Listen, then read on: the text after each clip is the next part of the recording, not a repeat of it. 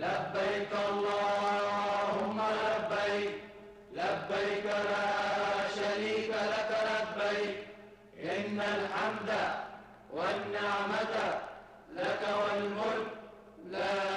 തൽബിയത്ത് മന്ത്രങ്ങളും പാപമോചന പ്രാർത്ഥനകളുമായി ശുഭ്രവസ്ത്രധാരികളായ 20 ലക്ഷത്തോളം ഹാജിമാരാണ് അറഫയിൽ സംഗമിച്ചത്.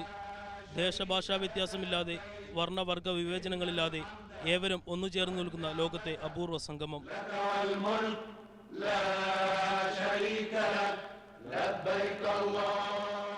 ഹജ്ജിന്റെ ഏറ്റവും പ്രധാനപ്പെട്ട ഈ ചടങ്ങിന്റെ ഭാഗമാവാൻ ഇന്നലെ രാത്രി മുതൽ മിനായിൽ നിന്ന് തീർത്ഥാടകർ അറഫയിലേക്ക് ഒഴുകുകയായിരുന്നു. ഇന്ന് ഉച്ചയ്ക്ക് മുമ്പായി മുഴുവൻ ഹാജിമാരും അറഫയുടെ അതിർത്തിക്കകത്തെത്തി. സംഗമത്തിന് തുടക്കം കുറിച്ച് സൗദി ഗ്രാൻഡ് മുഫ്തി Sheikh Abdul Aziz bin Abdullah Al Sheikh Namirah പള്ളിയിൽ അറഫ പ്രഭാഷണം നിർവഹിച്ചു. ഇസ്ലാമിക ലോകത്ത് ഛിദ്രതയുണ്ടാക്കാൻ ആസൂത്രിത ശ്രമം നടക്കുന്നുണ്ടെന്നും ഏതു സാഹചര്യത്തിലും ഇസ്ലാമിന്റെ തെളിമ കാത്തുസൂക്ഷിക്കണമെന്നും ഗ്രാൻഡ് മുഫ്തി വിശ്വാസികളെ ഓർമ്മിപ്പിച്ചു.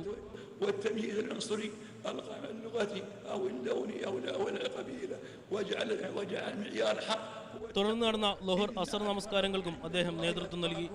നെമിറ പള്ളിയും പരിസര പ്രദേശവും നിറഞ്ഞു കവിഞ്ഞതിനാൽ തീർത്ഥാടകരിൽ ഭൂരിഭാഗവും പള്ളിക്ക് പുറത്താണ് അറഫാ ദിനം ചെലവഴിച്ചത്. സൂര്യാസ്തമയത്തോടെ തീർത്ഥാടകർ അറഫയിൽ നിന്ന് പിൻവാങ്ങി.